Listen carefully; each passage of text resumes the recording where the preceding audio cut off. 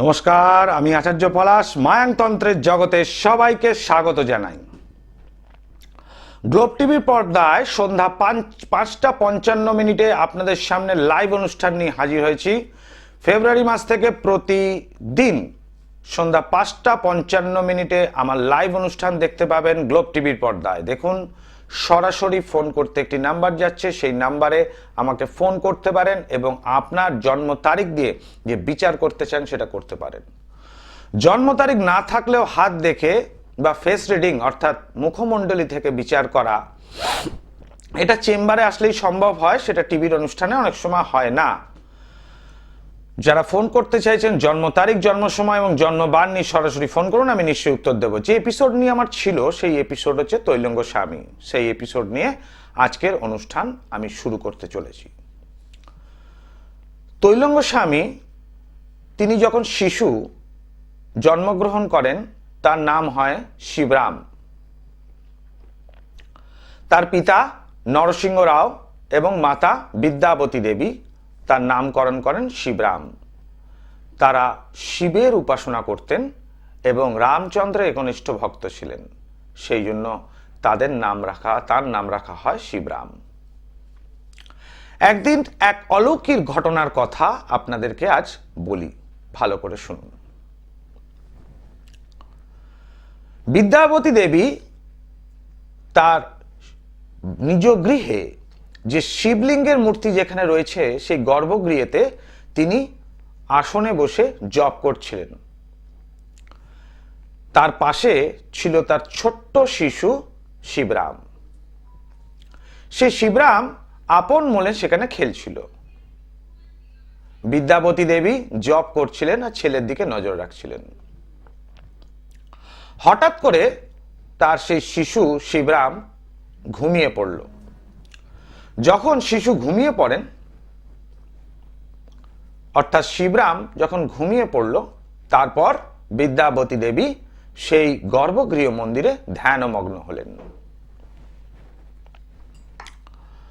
সেই ধ্যান এবং জপের মাহাত্ম্যে তিনি তার পুত্র সন্তান তো লাভ করেছিলেন শিব ভক্তির জন্য।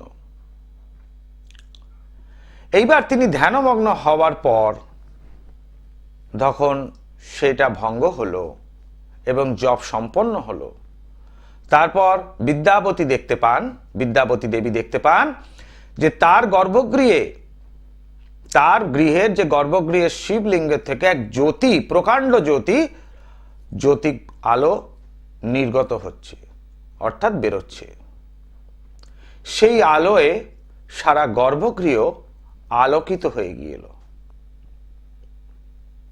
এবং মুহূর্তের মধ্যে সেই আলোক জ্যোতি ছোট্ট শিশু শিবরামের শরীরে প্রবেশ করল। বিদ্যাবতী দেবী দেখার পর খুবই চঞ্চল হয়ে উঠলেন।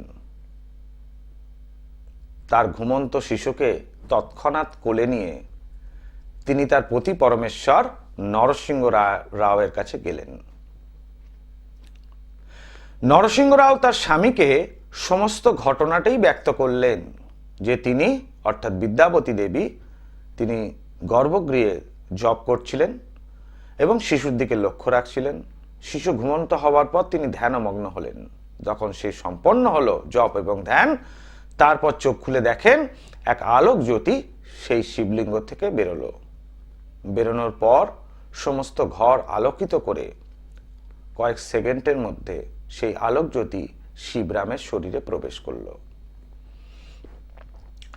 দেবীর এই উৎকণ্ঠা তার স্বামীকে জানানোর পর নরসিংহ রাও এই কথা বলেন যে তোমার প্রাপ্তি, এই সন্তান, সে শিবজির কৃপাতেই প্রাপ্তি। ফলে এটা নিয়ে চিন্তা করার কিছু নেই। স্বয়ং দেবাদিদেব মহাদেব জীব রূপে জন্মগ্রহণ করেছেন আমাদের গৃহে। সুতরাং এটাকে নিয়ে বিচলিত হওয়ার কিছু নেই। বিদ্যাবতী দেবী এই কথা স্বামীর মুখ থেকে বাণী শোনার পর তিনি কিছুটা শান্ত হলেন। বুঝলেন তার এই সন্তান এবং সন্তানের নামকরণ যথার্থ হয়েছে। শিবরাম ছোটবেলা থেকেই ছিল আত্মভোলা অর্থাৎ তৈলঙ্গ স্বামী, যার বাল্যকালে নাম ছিল। সে ছিল আত্মভোলা।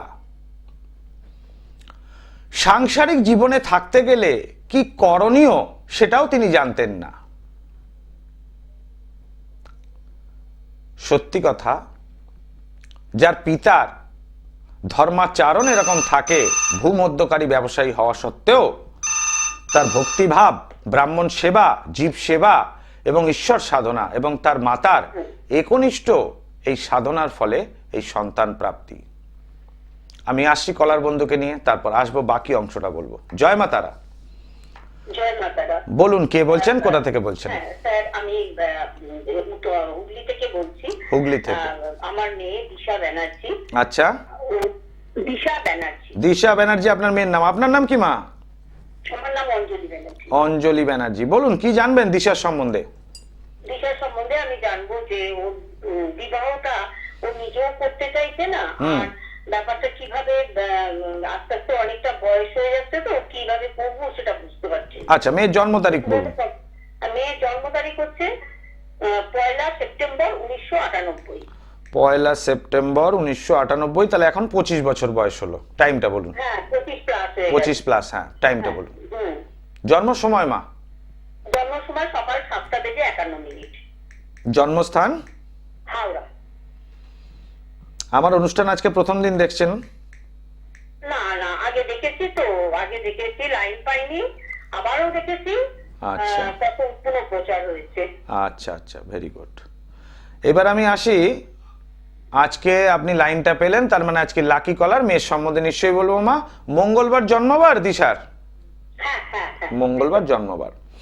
এখন ওর বিবাহেতে অনিয়া হয়েছে। মেয়ে বর্তমানে করছে কি? ওর যেটা দেখতে পাচ্ছি মা, লগ্ন সাপেক্ষে সপ্তম ভাবে বৃহস্পতি বক্রী অবস্থায় রয়েছে, ষষ্ঠ ভাবে কেতু এবং দ্বাদশ ভাবে রবি এবং রাহু অবস্থান করছে, শনি বক্রী হয়ে মেষের ঘরে অবস্থান করছে। লগ্ন সাপেক্ষে অষ্টম ভাবে কি নিয়ে পড়াশোনা করেছে? ও কম্পিউটার সায়েন্স নিয়ে পড়েছে। ইঞ্জিনিয়ার? ইঞ্জিনিয়ার। বাইরে আছে? বাইরে আছে বলতে ওই ইন্ডিয়াতেই আছে, বেঙ্গালুরু। হ্যাঁ, মানে বাইরে মানে কলকাতা বা এর থেকে বাইরে, মানে জন্মস্থান থেকে দূরে। হ্যাঁ, জন্মস্থান থেকে দূরে। Very good. হ্যাঁ, এখন এখানে বিবাহের সমস্যা হচ্ছে মা, সপ্তম ভাবে বৃহস্পতি অবস্থান করছে লগ্ন সাপেক্ষে, এবং সেই বৃহস্পতি গ্রহটা বক্রী থাকলে 100 জনের মধ্যে 99 জনের এই সমস্যায় বিবাহ দেরি করা, এই নিয়ে বিবাহ হবে তা নয়। বৃহস্পতি গ্রহটি বার্ধক্যজনিত গ্রহ, এবং কোনো বয়স মানে বৃদ্ধ গ্রহ যেমন শনি বা বৃহস্পতি, এই ধরনের গ্রহ যদি কোনো জাতক বা জাতিকার জন্ম ছকে পড়ে, এমনকি রবিও, তাহলে সেই জাতক বা জাতিকার বিবাহে প্রচন্ড দেরি হয় এবং বিবাহেতে একটা অনীহা তৈরি হয় অল্প বয়সে বা মধ্যম বয়সে, মানে যুবক যুবতী কালেও। হ্যাঁ হ্যাঁ, বিয়ে করতে একদমই তো চাইছে না, আমরাও কোনো সম্বন্ধ পাচ্ছি না। সেই মতো সম্বন্ধ পাচ্ছেন না, তাই তো? হ্যাঁ হ্যাঁ, ওর মতন করে। ওর মতন করে। এইবার বলি মা, বর্তমানে রবির মহাদশা চলছে মেয়ের। রবির মহাদশা এই রিসেন্ট মেয়ের কি কোনো প্রমোশন হয়েছে? হ্যাঁ, একদম ঠিক বললেন, এই জানুয়ারিতেই হয়েছে। কি করে বললাম মা মেয়ের প্রমোশন হয়েছে? কি করে বললাম প্রমোশন হয়েছে? জানি না। আপনি তো আমার শেখানো কলার নন। আমি শেখানো কলার তো নন, আপনি তো ফোন করলেন অনুষ্ঠান দেখে। হ্যাঁ, আর আপনার মেয়ের জন্ম তারিখ দেখে আমি বলে দিলাম যে প্রমোশন রিসেন্ট হয়েছে কিনা। আপনি বলেন হ্যাঁ জানুয়ারিতেই হয়েছে। জানুয়ারিতেই হয়েছে। তাহলে এটুকু যদি জ্যোতিষ প্রেডিকশন করতে পারে যে আপনার মেয়ের প্রমোশনটা হয়েছে, তাহলে নিশ্চয়ই বিবাহতে কোন গ্রহ বা কে সমস্যা করছে নিশ্চয়ই বোঝা যাচ্ছে মা। হ্যাঁ, বোঝা যাচ্ছে। এইবার আমি বলে দিলাম, গ্রহগত কারণে যদি এইভাবে ফেলে রাখেন, এখন মেয়ের বয়স 25 প্লাস, মেয়ের বিয়ে হবে 35 প্লাসে। কি বললাম? এখন মেয়ের বয়স 25 প্লাস, বিবাহ হবে 35 প্লাসে। এই অবস্থায় যদি ফেলে রাখেন, আর যদি চান মেয়ের বিয়ে এই বয়সেই করাতে, তাহলে তোমার একটু যোগাযোগ করতে হবে শেওড়াপুলিতে।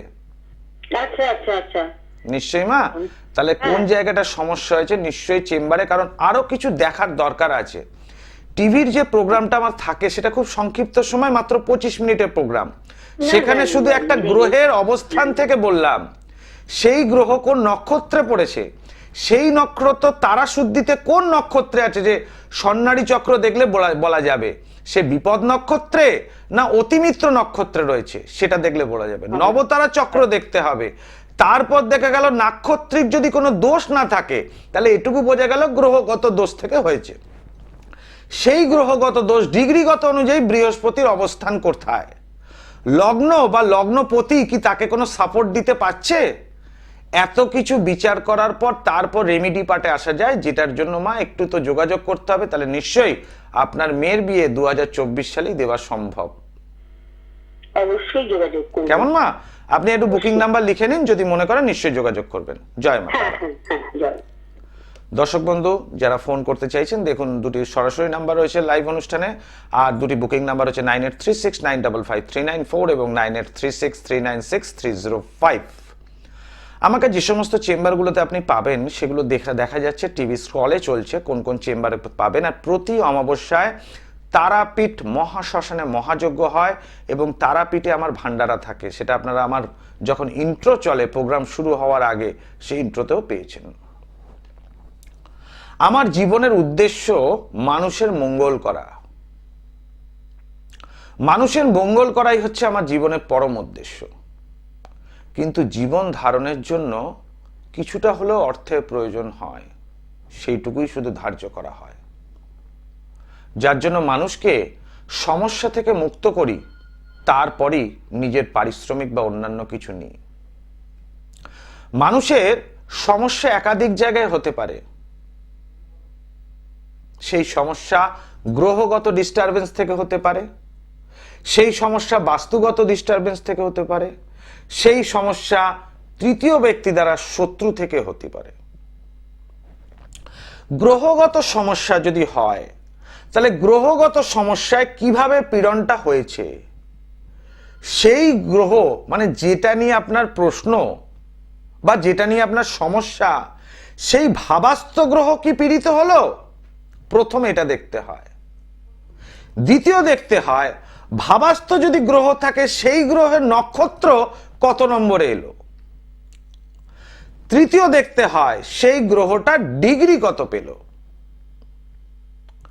যদি ধরে নি সেইভাবে, অর্থাৎ যেটা নিয়ে আপনার প্রশ্ন, ধরুন কর্ম নিয়ে যদি দেখি তাহলে দশম ভাব, জীবনে রোজগার নিয়ে দেখি একাদশ ভাব, শরীর স্বাস্থ্য নিয়ে দেখলে লগ্ন এবং অষ্টম ভাব, শত্রুকে নিয়ে ধরলে দ্বাদশ এবং ষষ্ঠ ভাব, গৃহগত যদি দেখি বা মাকে নিয়ে দেখি তাহলে চতুর্থ ভাব, ভাগ্য বা পিতাকে নিয়ে দেখলে নবম ভাব, অপরদিকে পিতা বা দশম ভাবেও আসেন,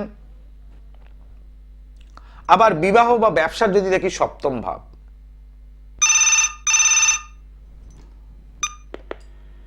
জয় মা তারা, জয় মা তারা। বলুন কে বলছেন, কোথা থেকে বলছেন? কোথা থেকে? বীরভূমের শিউড়ি। আচ্ছা বলুন আপনার নাম কি? নাম বিকাশ চ্যাটার্জি। বিকাশ চ্যাটার্জি। আপনার নিজের সম্বন্ধে জানবেন বিকাশ বাবু? হ্যাঁ, বলুন জন্ম তারিখ বলুন। 1 মার্চ 1958 সালে জন্ম আপনার। 58 সাল হলে 60, 62, 63 আর 2 65 বছর প্লাস, তাই তো? হ্যাঁ। টাইমটা বলুন। সন্ধ্যে 6:25। জন্মস্থান বীরভূম জেলা? হ্যাঁ। আমার অনুষ্ঠান কি নিয়মিত ফলো করেন না আজকে টিভি ঘুরি পেলেন? না, আমরা অনুষ্ঠান দেখছি আমি। আচ্ছা, শনিবার জন্মবার দেখতে পাচ্ছি। হ্যাঁ, শনিবার। শনিবার জন্মবার। এখানে সিংহ লগ্ন এবং মিথুন রাশির জাতক আপনি। বলুন সমস্যা কি নিয়ে আজকে? সমস্যা একটু আছে, আমি সেদিন তো আপনার সমানাপন্ন হলাম। বলুন সেটা বলুন, সমস্যা কি আছে? এই ব্যবসায়িগত সমস্যা আছে। ব্যবসায়িগত সমস্যা কি? ব্যবসা আপনার চলছে না, না ব্যবসা চলছে সেই মাত্রায় চলছে না, কোনটা? হ্যাঁ, সেই মাত্রায় চলছে। কিসের ব্যবসা করছেন আপনি? টেকনিক্যাল ব্যবসা করি। হ্যাঁ, ইলেকট্রিকের ফিটিংস এর কাজ করেন না গুডস বিক্রি করেন, সেলার আপনি? কোনটা? না সার্ভিস ওরিয়েন্টেড কাজ আপনার? বিক্রি করি। বিক্রি করেন, মানে ইলেকট্রিক পার্টসের দোকান আপনার, তাই তো? হ্যাঁ হ্যাঁ সেই পার্টসের দোকান কি সিউড়িতেই? হ্যাঁ, কিন্তু করি। আচ্ছা, এইবার আসি, আপনি যে ইলেকট্রিক্যাল লাইন চুজ করেছেন এই দোকান করার জন্য, এতে কোনো সমস্যা নেই? লাইনটা চুজ করা ঠিকই আছে, ভুল কিছু হয়নি। আচ্ছা, এইবার বলি, দোকানটা আপনার চলছে না, কেন চলছে না? দোকান কিন্তু এতদিন চলছিল না তাও নয়, এটাও আপনাকে বলতে পারি, এটা হচ্ছে 2024 শুরু, তাই তো? হ্যাঁ তাহলে 2023 সালটা ভালো চলেনি, কিন্তু 22-21 সাল খারাপ চলেনি খুব একটা, তাই না? বিশেষ করে 2022 সালে চলেছে, 23 সাল থেকে একটু মার খাচ্ছে, তাই কি? 23 থেকে মার খাচ্ছে। 23 থেকে মার খাচ্ছে। এই যে সমস্যাটা হয়েছে আপনার ব্যবসা সংক্রান্ত যে সমস্যা, এটা আমি বুঝতে পারছি, যে আপনার ডেট অফ বার্থ থেকে যেটা দিলেন আর যে অনুযায়ী আমার বিচারটা থাকলো, সেই অনুযায়ী আপনি বুঝতে পারছি বর্তমান সময় আপনার ইলেকট্রিক্যাল ব্যবসাজনিত সমস্যা হওয়ার কথা নয়। একদম পরিষ্কার বলে দিলাম, আপনার গ্রহগত কোনো সমস্যা হওয়ার কথা নয়।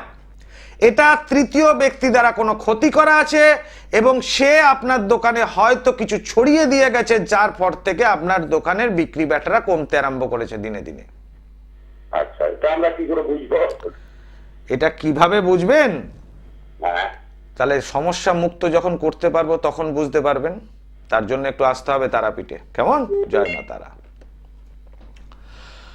দর্শক বন্ধু, ওই যে সমস্যা কিভাবে হয় এটা নিশ্চয়ই বলা সম্ভব। যে যেরকম প্রশ্ন করবেন তার উত্তর সেরকম জায়গায় থাকবে। অবশ্যই বিচার যেটা আমি করি সেটা জ্যোতিষ মাধ্যমের বিচার করি।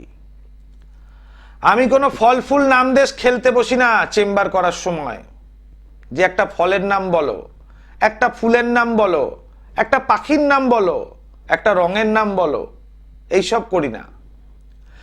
যাদের জন্মছক নেই তাদের করতল অর্থাৎ এই হাত দেখে বিচার করতে হয় এবং মুখমণ্ডলী ফেস রিডিং, আর যাদের জন্ম তারিখ আছে তাদের সেইটার সঙ্গে এই দুটোকে মিলিয়ে নেওয়া হয়। বিচারটা আমি একজন হস্তরেখাবিদ আর একজন জ্যোতিষবিদ হিসাবে করি। প্রতিকারটা তারাপীঠ মহাশ্মশানে মহাযজ্ঞ দিয়ে করি আজ তান্ত্রিক হিসাবে। জয় মা তারা। জয় মাতা স্যার, আমি রানাঘাট থেকে বলছিলাম। রানাঘাট থেকে? কি নাম আপনার? আমার নাম হচ্ছে অমল দাস। অমল দাস, রানাঘাট থেকে বলছেন। নিজের সম্বন্ধে জানবেন? না, আমার ভাই সম্পর্কে। ভাইয়ের নাম কি? ভাইয়ের নাম হচ্ছে বিশ্বজিৎ দাস। বিশ্বজিতের জন্ম তারিখ বলুন। 21শে অক্টোবর 1997। টাইম? দুপুর 2:39। জন্মস্থান? রানাঘাটে। জন্মবার কি মঙ্গলবার? হ্যাঁ, মঙ্গলবার। কি সমস্যার জন্য ফোন করলেন? কেরিয়ার সম্পর্কে জানার জন্য, কেরিয়ারটা কেমন হবে। কেরিয়ারটা কেমন হবে? 1997 সালে জন্ম আর এখন হচ্ছে 2023, তার মানে 26 প্লাস বয়স, তাই তো? হ্যাঁ, 26 বছর। 26 বছর বয়স আছে। দ্বিতীয় শনি বক্রী, ষষ্ঠে রাহু অবস্থান করছে এবং নবম ভাবে রবি বুধ একত্রিত অবস্থান করাতে সেখানে দুটো জায়গা থেকে, এবং বৃহস্পতি ওই স্থানে নিচস্থ হয়ে গেছে, ফলে স্কুল টিচিং, এখানে ইঞ্জিনিয়ার হওয়া বা টেকনিক্যাল সাইড বা গভর্নমেন্ট ক্লারিক্যাল জবের জন্য খুব প্রশস্ত। কি কাজ করে ভাই এখন বর্তমানে? সেলসের কাজও খুব ভালো হবে। কোন কাজের সঙ্গে যুক্ত আছেন? মার্কেটিং লাইনে আছে। মার্কেটিং লাইন বললাম, সেলসের কাজেও ভালো হবে। তো লাইন তো চুজ করা ঠিক আছে, ভুল কিছু নেই।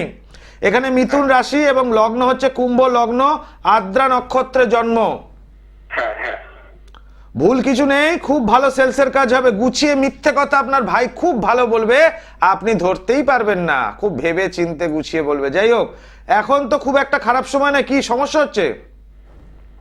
কাজকর্মে হচ্ছে কিন্তু টাকা পয়সা রাখতে পারছে না। কবে ভালো কিছু হবে সেটা অন্য কারণ।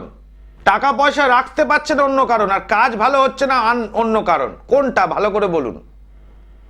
কাজকর্ম এর থেকে কবে কিছু ভালো হবে, গ্রোথ কবে পাবে, এটা জানার জন্য। দেখুন, প্রথম কথা বলি, ওর অবস্থানে যেটা কুম্ভ লগ্ন সাপেক্ষে, লগ্নের ওপর কেতু অবস্থান করছে, সেটা মূল ত্রিকোণস্থের বিপরীতে। ফলে এটুকু বলা যায়, এবং ধনভাবে অর্থাৎ দ্বিতীয় ভাবে শনি বক্রী এবং দ্বাদশ ভাবে বৃহস্পতি নিচস্থ, এই যে লগ্ন সাপেক্ষে 3টে গ্রহের অবস্থান এবং চন্দ্র গ্রহের দুপাশে দুটি কোনো গ্রহ না থাকাতে একটা কেমদ্রম যোগ সৃষ্টি করেছে। জ্যোতিষশাস্ত্র মতে কেমদ্রম যোগের ফর্মুলা হচ্ছে ইন্দ্রপুত্র থাকলেও ভিখারি হয়ে যাবে। তার মানে আয় 1 টাকা হলে ব্যয় 2 টাকা, আয় 3 টাকা হলে ব্যয় 6 টাকা। হ্যাঁ, তার মানে যা আয় করবে তার থেকে বেশি ব্যয় করে ফেলবে। এইটা প্রথম সমস্যা গ্রহগত। আর দ্বিতীয় সমস্যা শত্রু দ্বারা ক্ষতি হওয়ার সম্ভাবনা।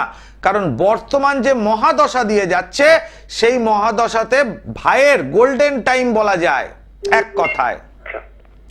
এই গোল্ডেন টাইমে যদি শত্রু দ্বারা ক্ষতি হয় তাহলে রোজ একটু একটু করে এগোবে ঠিক কথা, কিন্তু যেখানে 5 পা এগোনোর কথা সেখানে 1 পা এগোবে। তার মানে প্রতিদিন 4 পা করে পিছিয়ে যাবে। কি বললাম বুঝতে পারলেন?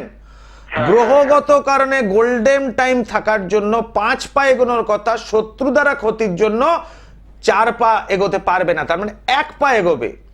তার মানে খাওয়া পড়ার কোনো সমস্যা হবে না, কিন্তু যে উন্নতিটা প্রয়োজন সেই উন্নতিটা পাবে না। আপনাকে তো যোগাযোগ করতে হবে। এটা যোগাযোগ করলে এই শত্রু দ্বারা ক্ষতি যখন কাটিয়ে দেওয়া হবে তখন আপনার ভাইয়ের গোল্ডেন সময়টা সম্পূর্ণরূপে ইউটিলাইজ করতে পারবেন। আর কেমদ্রম যোগটাকে পুরোপুরি কাটাতে হবে, নইলে এই জায়গা থেকে বেরোনো যাবে না। আমার তো নদিয়া জেলায় কোনো চেম্বার নেই, রানাঘাট থেকে বলছেন, আপনাকে হয় বহরমপুর আর নইলে আপনাকে ব্যারাকপুরে যোগাযোগ করতে হবে। আপনি বুকিং নাম্বার লিখে নিন, যোগাযোগ করে নিন। আশা করি এই ভালো টাইমে আপনার ভাইয়ের গোল্ডেন টাইমে আপনার ভাইকে ভালো জায়গায় দাঁড় করিয়ে দিতে পারবো। কেমন? নিশ্চয়ই। জয় মা তারা। আমি প্রত্যেকটি ব্যক্তিকে সহযোগিতা করি। এই যে জ্যোতিষ শাস্ত্র মাধ্যমে বিচারটা বলি, অনেকে বলছেন পাত্রপাত্রী আসছে কিন্তু পছন্দ হচ্ছে না, সেটার দোষ অন্য, সেটা জ্যোতিষশাস্ত্র মতে অন্য ভাবগত কারণে হয়। আবার কেউ বলছেন যোগাযোগ হচ্ছে না, সেটাও ভাবগত কারণে অন্য জায়গা থেকে দেখতে হয়। দুটো মাধ্যম আলাদা। একটা যোগাযোগ হচ্ছে, দেখতে আসছে কিন্তু পছন্দ হচ্ছে না, হয় আপনার নয় তার। আর আরেকটা যোগাযোগই হচ্ছে না। তাহলে দুটো সমস্যাটা আলাদা। তাহলে জ্যোতিষশাস্ত্র মতে বিচারটা থাকে পারফেক্ট, এবং তন্ত্র দ্বারা যে প্রতিকার করা হয় সেটা বলি যে সঙ্গে সঙ্গে কাজ করবে। যার জন্য বলি সব তন্ত্র বারবার, মায়াংতন্ত্র একবার। করতে গ্রহের প্রতিকার আচার্য পলাশের মেটাল ট্যাবলেটে ঝুড়ি মেলা ভার। এই মেটাল ট্যাবলেট ধারণ করার সঙ্গে সঙ্গে থেকে কাজ করে শুরু করে, মুহূর্তের মধ্যে সমস্যা মুক্ত। এবং এই তন্ত্র দ্বারা আমার প্রতিকার হয়। ধারণ ছাড়া প্রতিকার কাউকে পড়ানো যাবে না, বিশ্বাস নেই। সেই ধারণ ছাড়া প্রতিকার ও তারাপীঠ মহাশ্মশানে মহাযজ্ঞে হয়। সমস্যা যত বড়ই হোক না কেন, একজন ভালো তান্ত্রিক হতে গেলে, একজন ভালো জ্যোতিষ হতে গেলে তাকে হতে হবে ভালো মনের মানুষ, এবং তার সঙ্গে হতে হবে বাকসিদ্ধ। অর্থাৎ মন্ত্র জপ করে যখন বলা হবে তোর ভালো হবে, তোর মঙ্গল হবে ওই ব্যক্তির নামগোত্র করে, তখন আর অর্ধেক আটানা ফল পাবেন। আর এই যে সাকল্য প্রয়োগে তারাপীঠ মহাশ্মশানে ক্রিয়া করি, এই হাত যশ, এই হাতের গুণ থাকবে 8 আনা। এই 8 আনা 8 আনা মিলিয়ে 16 আনা কাজ হয়, আর প্রত্যেকটা ব্যক্তি সমস্যা মুক্ত হয়। আমার কাছে প্রতারিত হওয়ার কোনো জায়গা নেই, যোগাযোগ করবেন। নিশ্চয়ই অনুষ্ঠান ভালো লাগবে, এবং আশা করি প্রতিদিন ফেব্রুয়ারি মাস থেকে 5:55 সন্ধে অনুষ্ঠান আমার দেখুন, এবং আমি স্বামীজি বিভিন্ন সাধকদের সম্বন্ধে বলবো। ভালো লাগবে অনুষ্ঠান, দেখতে থাকুন। আজকের মতো এখানে বিদায় নিচ্ছি। প্রতি সন্ধ্যা 5:55 গ্লোব টিভির পর্দায় সরাসরি আমার অনুষ্ঠান থাকবে প্রতিদিন ফেব্রুয়ারি মাসে। ওম সর্বমঙ্গল মঙ্গলে শিবে সর্বার্থ সাধিকে শরণ্যত্রম্বকে গৌরী নারায়ণী নমস্তুতে।